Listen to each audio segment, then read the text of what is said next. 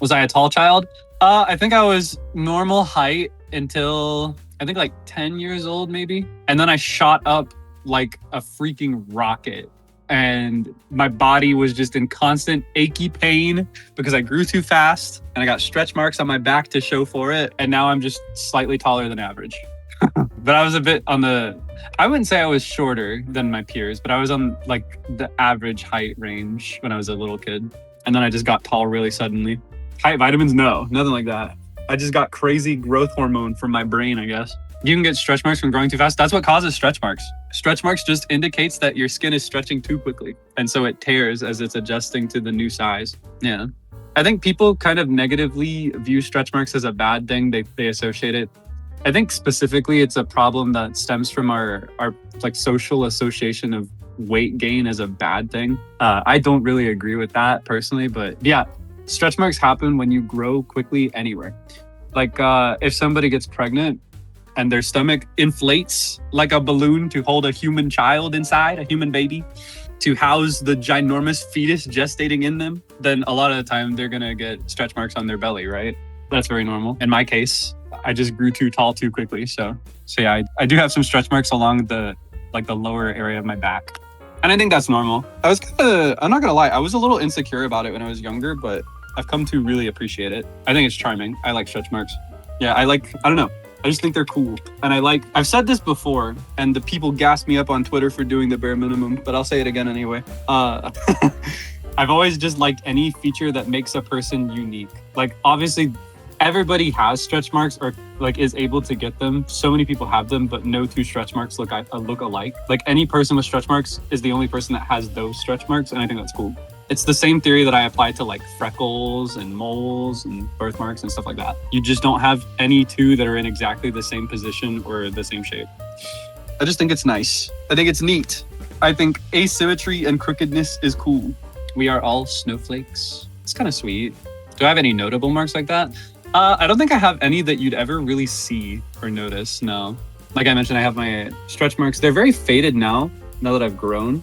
And I did actually apply, my doctor, my pediatrician at the time, he did actually prescribe an ointment that I applied for a while that also helped them fade a bit. But they're also on my lower back, so like nobody will ever see those. I have a birthmark on the lower back of my neck that is invisible most of the time. Like, genuinely, if you looked at the back of my neck right now, you would not see it. But when I run a fever, it's just barely visible. It shows up as like a slightly darker pink color. Yeah.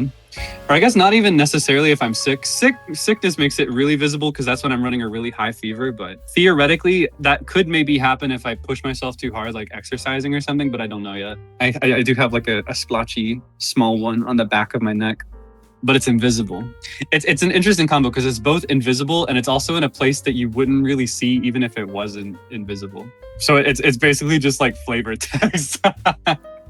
I got the flavor text quirks. Anything else is just maybe like a scar from a childhood injury or something. I got a couple of those on my legs that are not really visible now. I got a couple of scars on my fingers that are also basically invisible.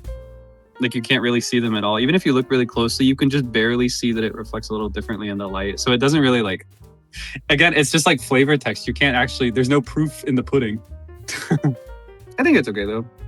I think it's cool to embrace whatever you have. I think it's good to have confidence. I think personality and aura shine through regardless. And if you have personality and aura, no matter what you look like, you are the most attractive person in the world. And I also think something that helps with that is believing, and I believe this truly, I think being attractive is overrated and unimportant. So I find that not worrying about it at all, I do find that since I've subscribed to that belief, I've gotten more compliments. I mean, I got scouted, but that stands to show something for it, right? Ever had a mole that wasn't there from the start that just randomly existed? I think also just like a couple in, just very unnoticeable areas that would only be visible under my clothes. That just happens. Do you have any mystery moles? You got a mole between your toes. Can you grow moles there? I'm looking at my feet right now. Do I have one? No. Well, at least not on this foot. Let me check the other gripper. I've never even heard of a mole being between the toes. Is that a thing you can do? A mole in your eye? Or her eye? Wait, what? Actually, wait, I think I have met somebody who had a mole in their eye. I can't remember who it was though, but I think I've heard about that. A mole in your ear that looks like a piercing? Wow. Wait, on the ear too? I didn't even know you could grow them in these places. I don't know. I guess I never thought about it critically, but in my mind, I guess I've always had this subconscious idea that there are just certain areas that are immune where you just don't grow them. I guess that's not facts.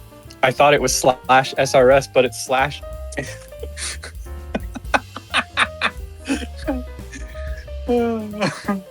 Wow, I didn't know. I just never seen it. I've never seen it in areas like this. And when I try to imagine it on my own body, it's kind of hard to imagine. Though I guess I don't really get that many moles to begin with. Mine are on the smaller side. I did go to a dermatologist not too long ago, just to be safe. Yeah, reminder to have your moles checked if you have any, or if there are any areas of your body that you can't see easily, whether it's a dermatologist or like a family member or a housemate or something. Remember to get them checked. It's a good habit to have, just every now and then. What happened to the biopsy? Oh, totally fine. Yeah, I guess I neglected to report on that. Biopsy came back just fine, no issues, no concerns. Nervous laughing. Are you not checking your moles? You should check your moles. And if there are any that are concerning to you, you can get them removed really easily. It's a good practice because sometimes moles can get out of control. This mole's out of control and they got to be stopped. I guess you don't really have to check your moles. It's just a good habit too. The mole is in the ground. Yeah, that's what you have to check for. You have to make sure the mole is in the dirt. It's got to be in the dirt. I've ever thought of getting my ears pierced again. Yes, actually, I've been thinking about it recently. Because as you may know, when I was, I can't even remember the age. When I was a little kid, I got my left ear pierced. I've always had my left ear pierced and only my left ear. And I like it. And I like being able to accessorize with it. But I'm kind of interested now that I'm an adult. Because I actually wanted both of my ears pierced, but my parents insisted on just the one. I'm kind of tempted to get the other one pierced so that it can be symmetrical. But also, I love the asymmetry that I have going for me, that it introduces. I find it attractive and nice, but I have thought about it recently. What piercing? Oh, it's just a standard left ear lobe. That's all I have. I never got anything else. And other than the ears, I think it's cool on other people, but it's not my style personally. Yeah, I don't think I would ever get anything other than just the lobe. I don't think I'd even get like a second in the same lobe. I think if I go the rest of my life with getting like any more piercings, it would literally only be my right lobe. My right is closed. My right is not pierced at all. My right ear has never been pierced. Not only is it closed, it's never been opened. It's just an unpierced lobe. Fake piercings? I don't think I'd do it by choice, but I would for like if it was given to me for an opportunity or something, I guess. Like if there was a costume that called for it or an appearance that would look better with it, I guess I would be okay with it, but I just don't think it's really my look, personally. I could be link maxing if I had the other side pierced. You need to know something. Do you want to know why I got my left ear pierced? Maybe you know already. I have shared this publicly before.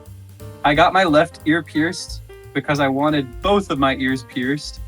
I begged for both of my ears pierced when I was a little kid because Link has his ears pierced. In almost every game, he wears little teal hoops in both ears. He's got both of them. And that's why I wanted to get my ears pierced, because I wanted to be more like Link, because I thought Link was the coolest guy in the world.